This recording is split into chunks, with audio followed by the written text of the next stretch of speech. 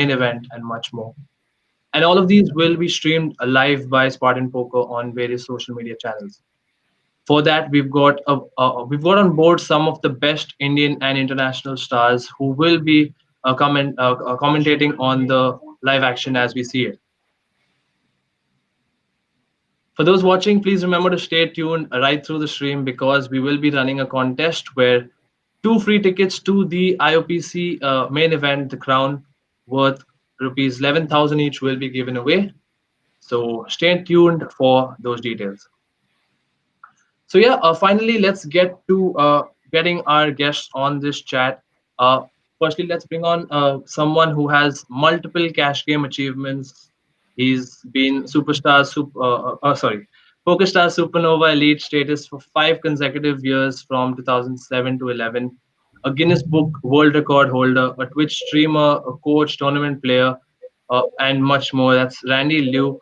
Welcome, Randy. Hey, what's up, guys? Yeah, happy to be here.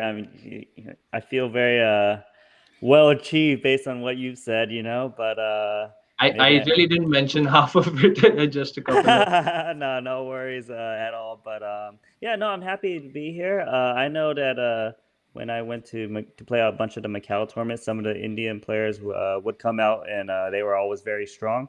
But it was a small group, but they would do very well and I was pretty impressed, despite not knowing much about them. So I'm excited to watch some whole cards here, and commentate on these final tables. I expect I expect that their play has improved and evolved, and we'll see how they kind of differ to some of the Western players and European players out there. Right, right. Let's quickly go on to introduce someone who you know very well indeed. You and Selena have both been PokerStars team pros in the past, and Selena and you are also husband and wife. So we're talking about Selena Lynn, who has $1 million plus in live winnings with cashes all around the world, including titles in Macau, Korea, and much more. So let's welcome Selena Lynn as well. Selena, how are you? How does it feel being on board this IOPC commentators list? Yeah, very excited. I remember every time I played with the Indian players in Macau, they're always the ones that you need to be really careful with. I believe that, how in poker there's different trends, right? Well, the C bet is really something that we have to, I guess, balance really carefully against Indian players because they always do the check raise on you. And that's actually something that doesn't happen very often if you play in Macau. But against the Indian players, that happens all the time. So, the normal C bet you tend to do on the flop, frequently you have to kind of change your strategy against the Indian players. And that left a really, like an impression on me for a really long time. Right. Let's quickly call. We also have Sangeet Mohan with us today from our Indian list of commentators. Sangeet has won a lot of domestic live as well as online titles, including an APT Manila title, and of course the India Poker Championship High Roller title in February 2016. He's popularly known as Samo in the Indian community. So let us welcome Sangeet Mohan as well. Hey, what's up? What's up? What's up? It's an absolute pleasure being here, and being with Randy and Selena. I don't have very pleasant memories of both of them. I'll tell you why. Because the last time I played with Randy, he owned my soul, and the last time I played with Selena, she owned my soul. So basically, I don't have very pleasant memories with them. But I'm finally happy to actually, have a conversation and just know where they come from as well. And I said, when Selena says, she just got check raised too often on boards, like, I think at some level we thought, they're just too tight. They're just going to fold eventually. So, we just got, I think our standard game plan was to just check raise flops, but just check raise flops which don't hit their range. Just check raise it. They'll just fold. If they call, just one and done. Check raise, check give up. That's all. That's all we plan to do. Nothing else. So I'm just giving out our game plan. And this was back in 2011, 2012, by the way. But now people have changed, and the Indian poker has grown massively, and people have started winning a lot. Even on they've traveled everywhere. They've won a lot of trophies, and I'm really excited to see what's in store for the next few days when things get to the final table of most of the major events at IUPC. Hey, Samuel, Uh, look, you said that I owned your show, and let yes. me remind all the viewers that the one I do remember you, and the one Yeah. time I won the tournament in Macau, you got Absolutely. like Yeah. 10th place. Yeah, so I Absolutely. Yeah. remember you clearly. Yeah. Yes. I did not see you at that final table, and clearly I took some of your chips to win the tournament eventually. Yes. I was a final table moment. It was heartbreaking, but it was a memory because I still remember you're one of my heroes back then, and I was so excited that I was chip leading on the final day, and Nanonoko was also in, and oh my god, I still have goosebumps when I think of that day, and we just played one hand, and but then I eventually got cooler in 10th place, but then I was very happy you won it because that was APPT Macau 2011, right? Back in November 2011. Yeah, That's this what I is remember. way Yeah. back when. I actually think I remember the hand you busted strangely, and I didn't even read it recently. It was like you Uh, got flushed or something. yeah, yeah. I got tops. I had tops and I got it in against. Top set. Yeah, I just got flushed out. Yeah, 4-bit pot. So there's nothing I could have done differently. Yeah, that's strange. It's like everything's coming back to me, and I Yeah. remember this guy. This is the guy who could not final table the tournament. After going to the final, they are chip leader. Guys, just to cut in there, I just got an update from our fourth guest who was facing a few internet issues, but he is with us finally. So I'm gonna quickly call him on. He has been a past IPC commentator. He's also been around the Indian poker scene for a decade or so, and well known for winning the IPC 25K big game in 2012. Let's call on board Richard Harita Soham. Hello, hello. Richie, finally you've you've made it. I know. It was a Richard, struggle, but we're back. Richard, today is the day when I finally realized that is how you pronounce your last name. Yeah, you finally got there. Finally got Yes, there. I got that. 10 years. It took me 10 years. Yeah. I think Richard, you should use this opportunity to just pronounce your name for everyone else Yes, who is also please. unsure about it. So the safe the low variance thing to do is call me Richie. But yeah, if you want to get adventurous, my name is Richard Haridas Swam. Richard Haridas Swam. Okay. That's how you. This is basically my whole life. This is all I do. Basically, explain how to pronounce my name. Right. What did I So miss? Richie, how does it, I'm gonna go with Richie. Okay. So Richie, how does it feel to be a part of this commentary panel for the IOPC and working alongside Samo and Selena Lynn, Randy Liu? How excited are you? It's so I'm acting all cool, but in my mind I'm losing it because I literally grew up watching Randy 24 table. There was so much happening with his graph, with the number of hands he could play, and it's a very big fanboy moment for me.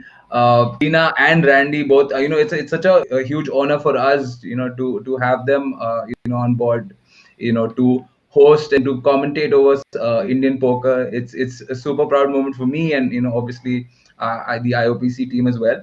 Samo, we go way back, know him for some time now. He's always a super guy to be around. The IOPC has always been very special to me because not only it's great value for everyone, but I also associate very closely with the brand because I think I started playing poker because of IPC. My first ever time I played live poker was way back in 2009. The first IPC, which was live in Goa, was where I played my first live hand. And that so basically, the fact that I am playing poker or associate with poker is totally, it started with IPC, and we're still here, and it's amazing, and I'm super happy to be here.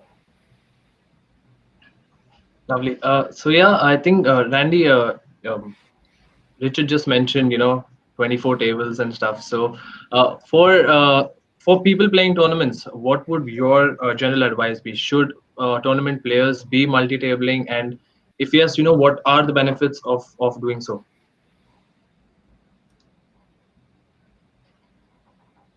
You asking me? You asking Yeah, Selena? yeah, yeah, that's We what got I meant. very different answers, probably. That's why. I'm not the one that's 24 tabling. That's you. Oh, okay, yeah. In general, playing more tournaments will help you get the volume in and learn very quickly, right? So, for example, like even as me as an experienced cash game player, when I first jumped into tournaments, I had natural skill, but I didn't really have. I need to crunch the numbers and keep kind of be put in tough spots that are tough for me. Like even simple things like jamming 10 to 15 big blind ranges, it's not something I memorize very well. You just kind of have to see it over and over again. Obviously, play changes with when you reach final tables, ranges changes. So in general, what I like to do is I like to kind of study a little bit. So maybe I study some ranges a little bit more, and then I fire more than one tournament, probably like quicker tournaments to kind of get that volume and try to drill that knowledge into my head, right? I will say though, if you're playing a bigger tournament, so maybe like this main event coming up, I generally actually prefer to maybe one table or maybe two table rather than playing a bunch of tables. You kind of do a bit of training in the smaller ones, and then when the big ones come out, just play one table and really focus. And I think that's the right approach if you're able to do that. Right, right. And Selena, for this one's for you. What from your experience so far in playing online tournaments, what would you say are the biggest challenges involved in online tournaments? Well, for me, I would say reads. Like I've obviously had experience on both playing online and live, and you get a lot more reads live, right? When someone does something, what it technically would mean most of the time. And when you're playing online, especially if you're multi-tabling, it's so hard, to get any reads. I mean, I guess sometimes the only reads you could get is betting timing tells, might be, and the thing is, a lot of that information can be very inaccurate as well, because I know there are players who literally would time themselves down, like whether or not they have a big hand. So sometimes like you don't want to go off those reads. So also automating. I guess one of the biggest things is that if you have so many tournament tables loaded up, you're playing very ABC poker, right? You're just doing, oh, I raise this hand in this position and so forth. I'm gonna 3-bet because the numbers show that this guy has been raising a lot. Things like that. But like Randy was saying, when you have a major tournament, something with a big buy-in, you want to reduce the number of tables you're playing. You want to be able to concentrate on them. And I think that the biggest pitfall would be, I guess, tilting. When you're at home playing by yourself at home, nobody's watching you. You don't need to be on your best behavior. You can throw your computer out the window if you wanted to. You could be screaming, like there's just everybody has experienced it, right? And for you to be disciplined enough to not throw away the rest of your tournament and play well in all the other tables, that's very, very important. You need to get yourself emotions in check, right? Live, you can't do that. You're going to be thrown out of the casino. You're going to be thrown out of the tournament, right? So that's something that, I think that a lot of players may have trouble with. When it comes to something like that, I guess the tip I can give you is I think meditation works really well. Do yoga, whatever that helps, exercise, whatever. It is just getting that aggression, out of you. Like, if you need to have sex to get the aggression out of you, just do it. Whatever it is beforehand to prepare yourself for it, go for it. And that's that's my advice. Right. So Sangeet is someone who also has a lot of experience playing such major tournaments. So in fact, a couple of years back, Sangeet himself won the IOPC main event in July 2018, if I'm not wrong. Yeah. Sangeet, tell us what is your approach for such major online tournaments, and once you're done with the strategy part of it, please go ahead and also explain to us about your username that you were on. I think you were using a username known as Nanga Nach, if I'm not wrong. Yeah, So, let's start with the username and get it yeah, over. and please explain to Selena and Randy. My ID was Nanga Naach. Then Nanga Naach means naked dancing in Hindi, like in Hindi, naked dancing. So the reason I had it was I started playing PLO 4 that year in 2018. And PLO 4 actually felt like naked dancing in the beginning. I had no idea what I was doing in the first few months. And I was just randomly reporting, getting it in. That's all I used to do. And then when I finally figured it out is when I was so basically how I played the IOPC when I had no plan to play the main event. I was actually playing online, and so I'm not ready. No, I can't play 24 tables. I can play six. So and anything after six, I am randomly clicking buttons and whatever is available. So I had five tables. I had five tables fired up, and then I had table space. I had screen space for an extra table. So I was browsing the lobby. I said, "Oh yeah, there's an IOPC main happening. Let's just play that as well." And I was autopiloting the main, and I was playing the cash games seriously, and I was just folding or doing whatever with the main event. And finally, when I done with the session, and I looked at this table, I was kind of deep, and then I said, "All right, then let's just focus on this for now." And that was a story of me winning the IOPC main. And I think if I actually sat down and put my time and effort into the event, I probably wouldn't have won it because I would have just lost focus at some point and something really stupid. But I think the whole idea that I was doing something else is why I actually won the main event. And that, kids, is how you shape a tournament. Absolutely. So you went for Nangana because the dance of death was not available. No, actually, what I felt like this, right? So basically, what I felt was when you play PLO 4 and when you start playing PLO 4, like once you get used to the variants and once you're used to how things work in the PLO streets, then that it's just standard variants and things like that. But then once you start playing PLO, you feel like, what is happening? I just can't hold one hand. Like, every hand you're just getting, and then it just becomes normal. Like, you know what kind of hands you're supposed to play and things like that. So I think that was the time when I actually got the idea, the Nanga Nach ID. Where actually I felt like I was just naked dancing right there. I was just dancing, baby. I didn't have any idea what I was doing. Right. Right. So, Sangeet is someone who is left, like, if I'm right, you've left a professional job at Microsoft to become a professional poker player. So, Right. what inspired you to make this move? Basically, I think I was just very honestly, I found poker way more interesting. Like, I don't think I've ever like I've been playing poker for what 11 years now, and then I'm still on board of it. I still love playing poker. I still love playing the game. Like I just have. Like when you said when you sent me the schedule for the stream, I said, can you just change these 2 days because I want to play. Like when I play live poker, I feel so happy. Like I just feel joy playing poker. Like so I think that kind of feeling can only come when you do something when you do something which you really love, and I think that's the reason why I still play poker professionally and I still do this for a living, and I never got this feeling doing anything else in the world. So Right. And I'll quickly come to Richard's take on this. I think, Richard, if I'm not wrong with this detail, I think you're the only one on the stream who hasn't been playing poker professionally. So what is your take on the same? Like, why? I'm going to bring that up. But, I've been playing poker for over a decade, but somehow I happened to make this. I played poker full time for the first year.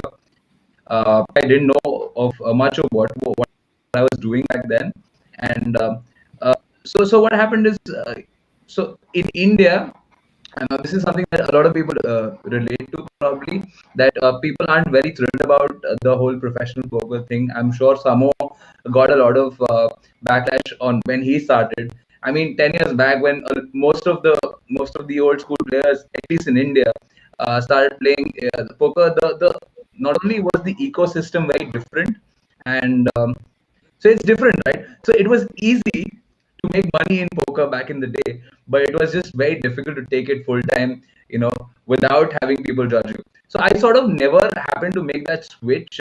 Initially, my family wasn't very happy with me playing poker, which is why I did not.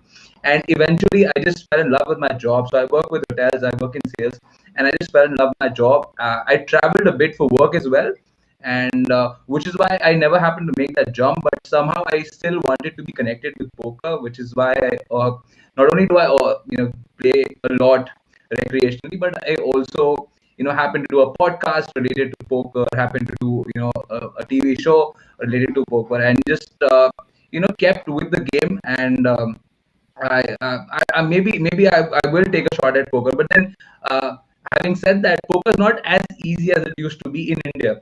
And Samu would agree. A average player, maybe 6 7 years back, could just crush the cash games 15 20 25 BB per 100 and just have some insane win rates. But now I think it's not as easy as it used to be. I'm sure we're still way behind the expertise of maybe the US's and the Europes, but I think it's not as easy for someone to just come in and take poker professionally anymore, and a lot of work has to be done for it. And you never know, Dwayne. Maybe I will play full time. Yeah, next stream I won't be asking you that. So basically, I have something to add here, like to what Richard told me. For someone, it is not easy to take poker professionally. So I think anyone should take anything professionally if they love it. And if they love it, the work they put in will never be work. You know what I mean? So Right. I think once you love something, and if you think that this is what you want to do and this is what you're good at, just think you're good at it. Like, I survived first 4 years of my career thinking I'm good at poker, and let me tell you that very honestly, I just thought I was good at poker. And and if you actually even think that you're good at poker, and if you you need to genuinely love this thing. If you love it, then studying comes naturally to you. And if you study well enough, and I think still poker is a very, very viable career option for anyone who loves the game. Very honestly. Absolutely, yeah. Right. Yeah, so let me come back to Selena and Randy. Have a couple of questions. So, guys, firstly, congrats, you guys recently welcomed a new member to your family as well. So, firstly, like how do you manage that? You guys are playing and coaching and commentating, all of that stuff, and now bringing up a child as well, who, if I'm not wrong, is like 13, 14 months old now. So, how do you guys manage your schedule now? Like, I'll let Randy go first on this one. Well, pretty much like Selena does all of the hard work. She takes care of the baby. He feeds her, cooks, puts her to sleep and all that stuff. I still I don't play as much poker as I do before, but I still play a good amount. I still study a good amount. I do commentary, and I'm still pretty on top of the game. Uh, am I my prime? Probably not. It's of course, raising a child is going to take some time away from that. But when I didn't have a baby, when I was playing in my prime, like all I did play poker, and I loved it, and I did my best. I did very well then, and now that I'm more mature and older, I can take a little bit time off and you know enjoy some of the other things in life, like raising a child, right? But I'm not giving up poker because I still love the game, like Samuel was saying. Like I just, it's one of those things I just can't really stop playing. I don't know, just like there's always new stuff to learn. It's evolving. You would think there's a point when this game is just like solved, but really there's so many variations of poker. There's so many different people. Like I personally can't quit. So that's why I'm still very involved in the poker scene. yeah, Selena needs to tell us her side of it as well. So my side of the story. Okay, so my life has changed dramatically. I mean, I'm hoping that poker is like riding a bike, right? So when I do the commentary, it's just like gonna be like just that easy for me to just get back into the groove. But yeah, for the last 2 years, it's being family and baby, and being a chef, being a mother. It's just home life. But I think that it is a balance. It's really important, because sometimes I have to keep reminding Randy, you're not a single guy living the bachelor life and just like playing 12 hours poker straight, right? Because you know how sometimes poker players get into one of those moods where like the game's really good, there's this fish, and then you just don't want to leave. Like this happens with everyone, right? But the thing is, I keep telling him, well, tomorrow there's another fish. Do you know what I mean? Like they always keep coming, right? There's plenty of fishes in the sea, right? But you don't want to miss out on your baby being, 13 months, like being 12 months, right? Like all these steps that she's taking, you're not going to be able to witness it again, right? You want to be able to be there to enjoy it immensely. And one good thing about being a poker player is that, yes, we have the freedom to do that. We can schedule our life in a way that we want to be able to enjoy these things. And that's something that I'm so thankful that, my career and everything, is poker, because I have the freedom to do all that. I have the freedom to be the mother I want to be. And I have the freedom to, put my career, at the back for a couple of years and just do everything 100%. Like I want to be there to be the best mother for my baby. And I want to be there, and be able to focus on her as much as I can in her early years until she starts schooling. And, I'm just so thankful I'm able to do that, and I think that that's the biggest difference between a mother and a father is that, a man's, job, it doesn't change too much. I mean, like Randy burns himself when he's trying to boil water, right? So I'm like thinking, well, do I leave the baby to him or should I take care of the baby myself? And that's a very, very easy answer, okay? So, the last 2 years has been absolutely amazing. There's hard times and there's, but through it all, you have this amazing human being that adores you to bits, and, just nothing I would exchange for that. And poker has given me the chance to just kind of be an all-around person when it comes to being a wife and being a mother. Right. So let's talk about the IOPC. The IOPC has already begun. We're going to be streaming our first tournament in a couple of days from today. So this is something addressed to all of you guys. How are you guys looking forward to this series? Like, what are you expecting from our Indian players? Samo and Richard would know most of these guys who would probably make some of the final tables, whereas Randy and Selena may not. So overall, what is everyone's expectations from the next few days of the IOPC? Who goes first? That's you spoke first. Okay, I hope I end up knowing no one on the final table of any of the events, because I think that's the best thing that can happen, because the pros had it too easy for too long. And I hope there is no one I know on this one.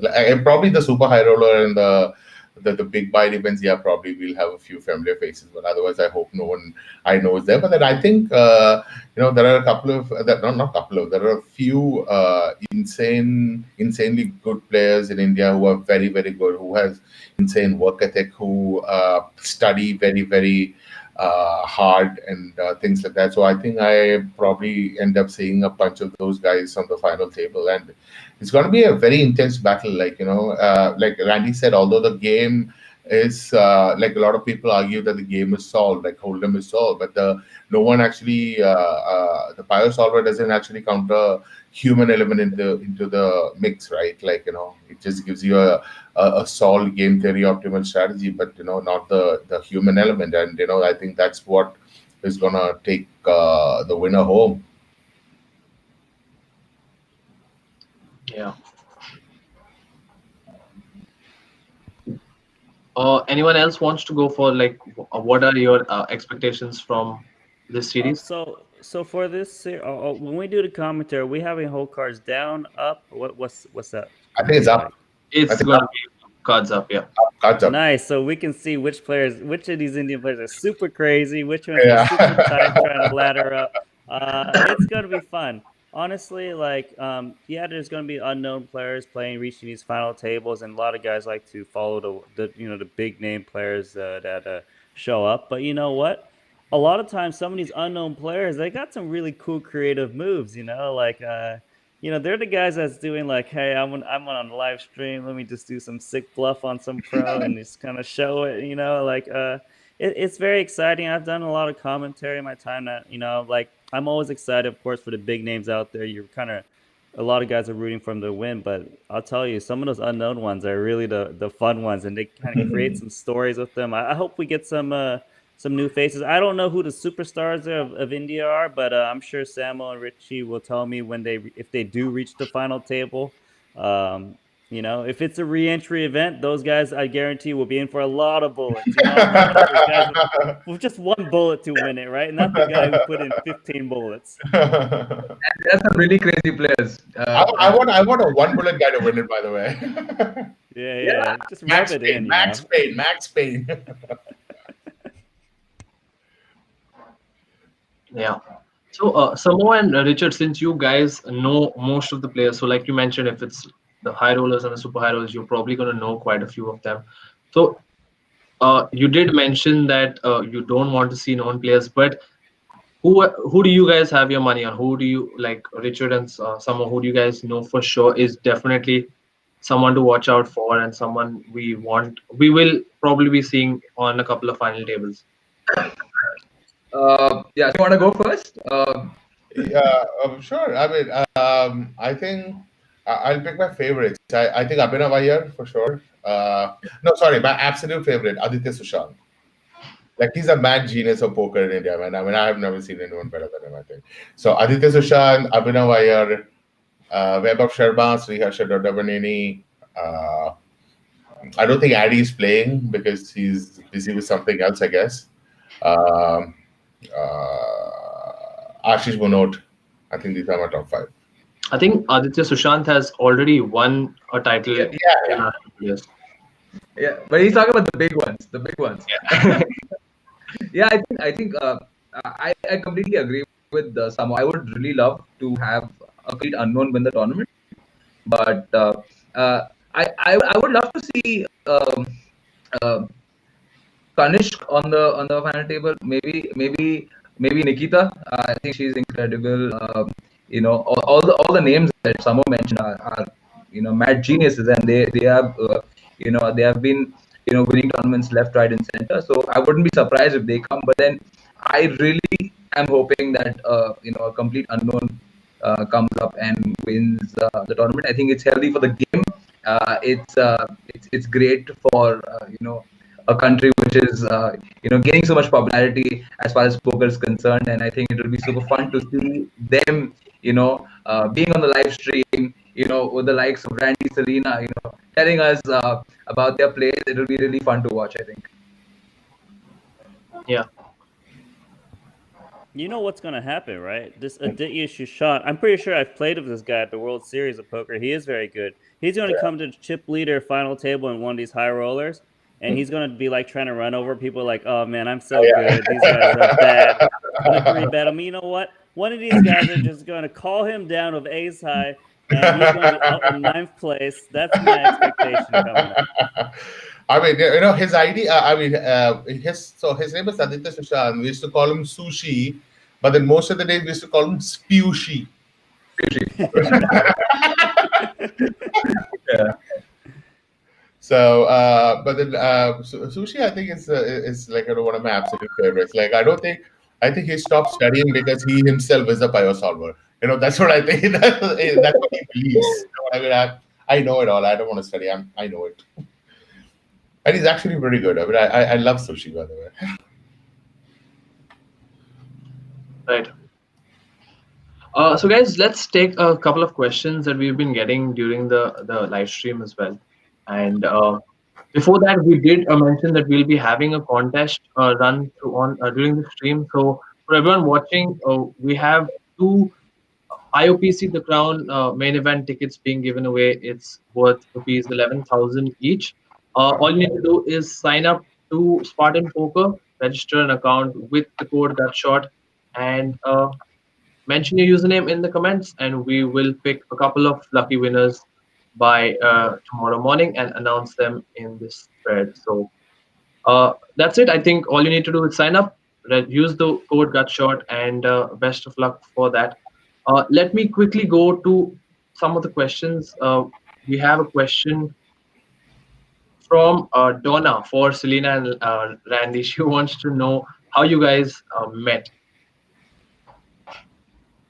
Oh, actually, it was the first time I went to Macau, the same one I won, the same one that Samo got 10th place in. Just to remind you guys, in Macau, that was that was the first time I met Selena, and she did the winner's interview with me. So, I didn't know her too well, but, obviously very attractive lady, very sweet, and I heard she's very good at poker. Oh, what's a funny thing? There was one thing that's very funny. We went to, I think it was like a after party or something, and I was, I'm down there. I think I'm a big deal. I'm 24 table. I'm bluffing people. I'm calling people down, and I'm winning lots of money, right? And she has no idea who I am. Like, Wow. literally. That's unfortunate, man. That's a red bad. That's a bad beat. I'll tell you that. Oh my I God. was 2+2 nerd, so I didn't know who he was. People had to explain to me who he was. Hey, Randy, why didn't you tell them the reason you came down to Macau to play? What do you mean? What is the reason? I mean, I'm just trying to play some pokers, win some trophies here and there. Why do you think I came down to Macau? Well, I thought you told me because you thought I was really good looking on the Team Pro roster, so you came down to Macau to see it in person. Yeah, yeah, of course. Yeah. That's about right. Is this the truth, or you have a really bad poker face? Yeah, pretty bad, man. That's why I play online poker. I'm a real big fish. Like when Yeah, I'm you playing guys- live poker, I'm like this, Don't look at me.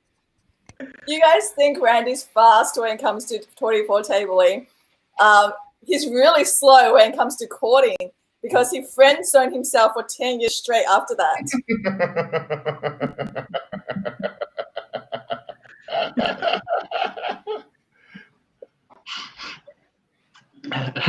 Right. Let's move on. We have a question from Mrinal for Sangeet Mohan. She wants to know your preparation before any crucial game or tournament or poker session. Crucial. Okay, if you think a game is very crucial, then I think you're very underrolled for that game. By the way, so I don't ever think that a game is very crucial. I think every game should be treated equally, unless you are in the main event final table or something. Yeah, then everyone is underrolled for that. So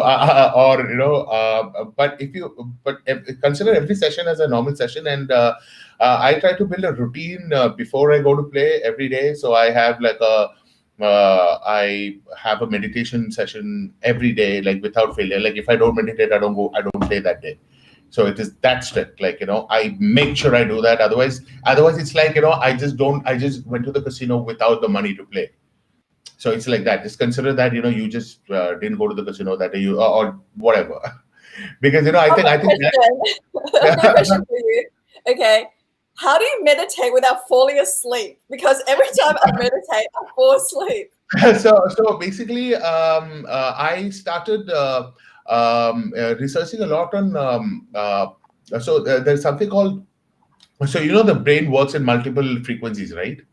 Like there's an alpha frequency, beta frequency, and a theta frequency, and things like that. So basically, when you try to have a purpose for meditation, so basically, this is something which I found out very recently, that when you're waking, whenever you wake up, or when your normal working frequency is beta, right? And then when you relax, when you actually do when you do the passive meditation, where you clear your mind and focus on your breath and all that, you're in the alpha state, right?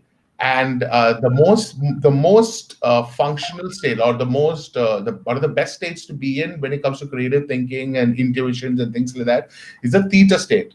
Now, getting into the theta, so this takes effort. So, and this actually wants you to do some things which you have to do other than just focusing on your breath. And I think that's what keeps me awake. Like, you have to do certain things to be certain things. You need to be aware of certain things when you meditate to be in that state. And I think that's what keeps me awake during these sessions. And if you are interested, just Google Jose Silva, the Ultramind system. Jose Silva. I'll just put it in the private chat so that you can just Google it right away. It's called Jose Silva Ultramind System, and it is something which I find very, very interesting, and you should check it out. It's pretty insane. And otherwise, I usually use Headspace. You know Headspace? You've heard of Headspace? Yeah. So I usually do Headspace, and I choose one lesson, and I choose one section, and I just complete it before I move to the next and all that. And some of the things which I like I love the focused one, I love the patience one, and it actually I feel it actually helped me a lot, not even a little, like a lot, with poker in general. So I think that is like a mandatory thing for me to do before I go to play. And I fix in a study schedule as well. It doesn't matter what I study. Like, I don't have a particular thing that today I have to study this. No, but I have to do some kind of study before I go to play. I mean, that is like a mandate thing. It could be on my mental game, it could be on my on the actual game itself, but I just have to do something when it comes to studying before I go to play. Because I always feel that every day when you go play, you need to focus on so basically I mostly play live cash now, and every day I play, I focus on one particular thing, and I focus on that itself. So what helps this, how this helps me is, this helps me in actually detaching emotions and the whole money value from the game, and just focus on decision making alone. I think that is what we are like. Whenever ask me what do you do for a living, I'm in a decision making job. Basically what I do is decision making. What you do is decision making, but my decision making can make me money or lose me money, which I should not be bothered of. But your decision making mostly makes you money. I mean, that's the only difference. But when my decision making makes me money, I make a lot more money. That's all. Right. Let's move on to the next. We have a question specifically for Selena. Selena, you were recently in the news because of your exit from PokerStars. So we have a viewer asking what your upcoming plans in poker are after this move out of PokerStars. Yeah. So after PokerStar exited the Chinese-speaking market and so forth, I was just thinking, well, maybe for the next couple of years, I focus on, family life. And the funny thing is, right after I posted about my exit from PokerStars, how when a door closes, windows open. Well, yeah, I was getting a lot of knocks on the window, and so I'm talking to you fine people right now and doing some commentary for the IOPC. Then I'm actually doing some streams for the WPT as well. So there's actually a lot of things lined up. I've actually been booked, for January and February. So looks like there's some really good collaborations that's going to happen. Right. Richie, there's another question that has, this debate has been happening for years, but this question says, how much of poker is skill and how much is luck? I want to hear it from you, and then we'll move on to the same question for Randy as well. I think Tamo has summed it up very concisely. Poker is essentially decision making, and I think the better player will always win in the long run.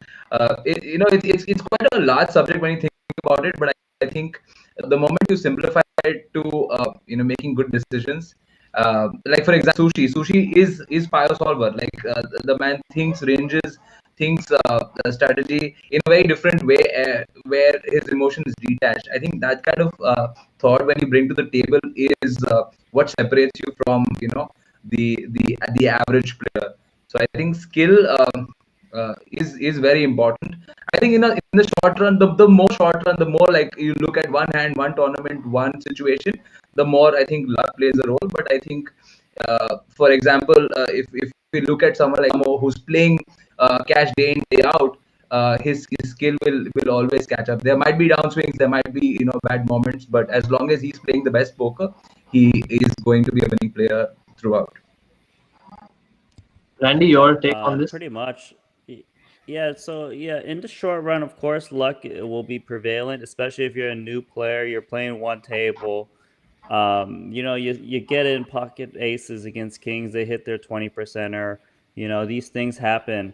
But and that's kind of why one of the approaches I took was I know this is a game of skill. I know statistics. That's why I opted to play 24 games, trying to reach that long run faster. So I'm very famous for my cash game graph that goes straight up.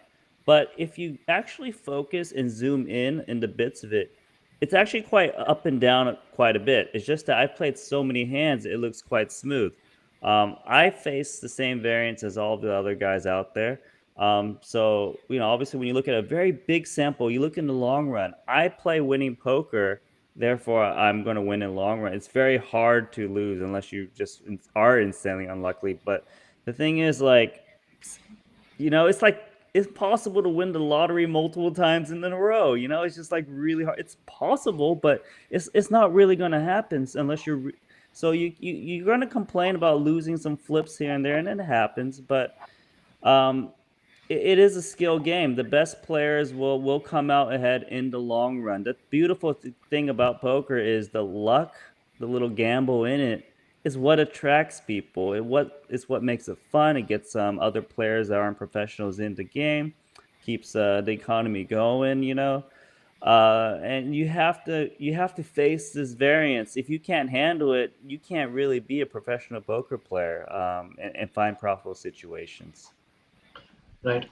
Randy, there's another question for you regard to your move to a card room as a security consultant and a gameplay expert. So we just want to know what exactly you do there as part of your job there. Yeah, so mainly ACR, they're growing website. They're not as big as some of the other ones out there, but they have the right intentions. I've spoken to the CEO and the guys that's in charge of the security department, and they have good intentions. They want to clean up the games. They understand there's like these tool assistant things that some of the poker players use. Try to get an advantage, but they want to clean this up, give you a safe place to play. So the guys that run the security department, right? Like a lot of the guys that work for these poker companies, they never were professional poker players, right? So they're going to look at all the statistics, the databases, and running all those numbers. Maybe not something I'm an expertise at, as some of these other guys are, and then if they'll have me kind of give that poker player consulting point of view. So like say if we're trying to catch a bot or something, right? Like they're going to look at all these statistics and compare them to other statistics in other sessions and see if there's some variation, standard deviation differences, blah blah blah. But they might not see certain things a poker player would.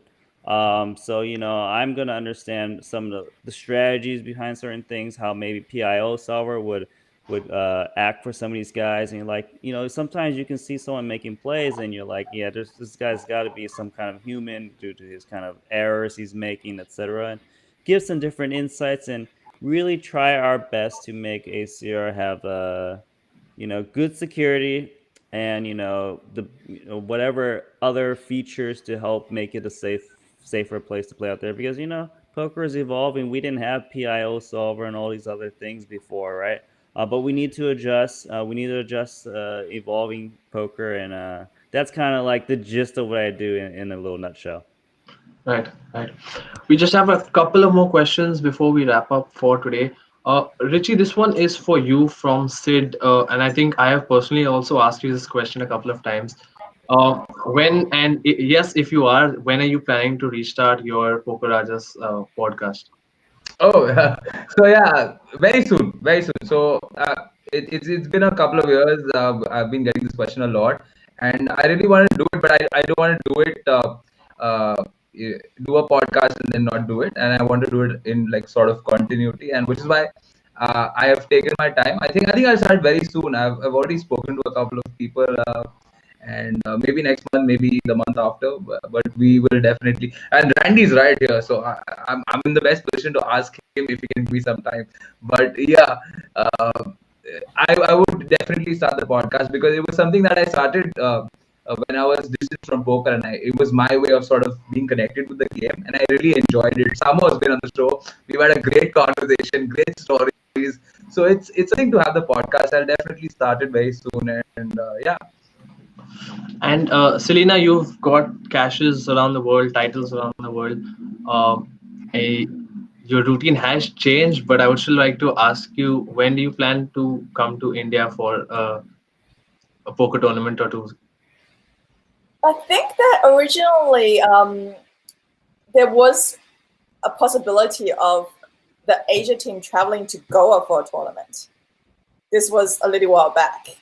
And I've heard like it's a really beautiful place and it's like a resort, isn't it? Yeah, more or less. It's like the tourism capital of India.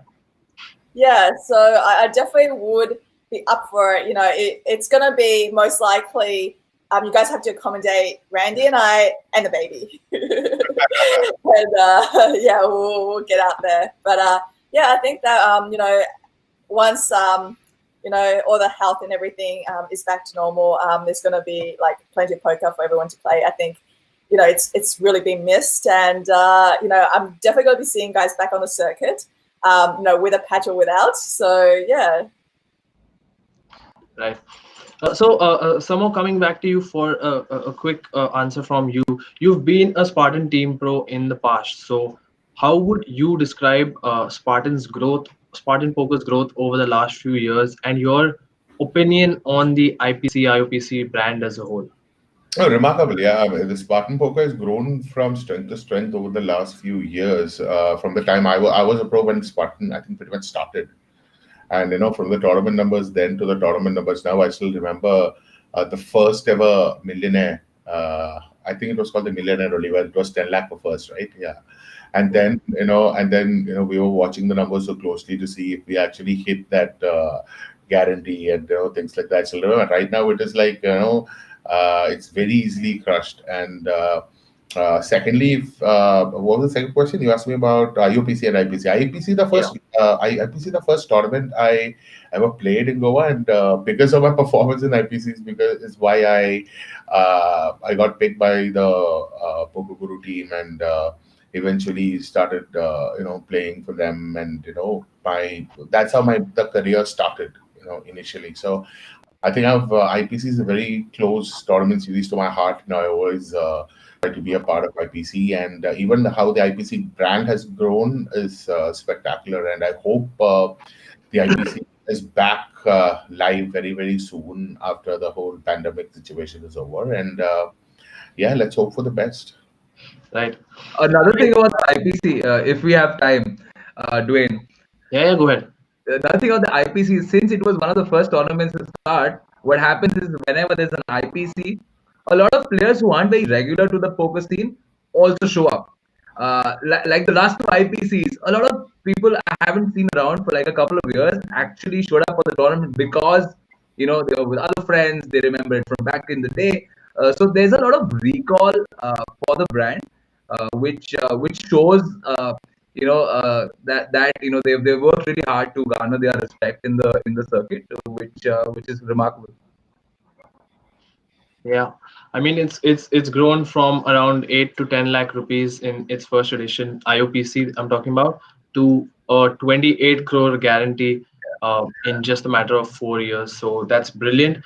This particular edition has a total of 118 tournaments. All IOPC winners get badges of silver, and the main event winner, the crown, that's the winner is really going to be enjoying this. He's going to get a diamond studded 18K gold crown. So that's pretty exciting. I think uh, it's a lot of motivation to win, apart from the prize money, of course.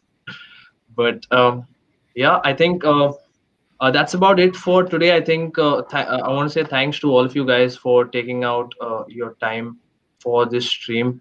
And good luck for the rest of the IOPC. We have 6 streams beginning on the 22nd. So I think everyone who's been watching you today will see a lot of you guys in the next few days. Cool. Thank you. Yep. Thank you for Thanks you a lot, guys. guys. Super Thank you. excited. Bye bye. See you guys. Bye.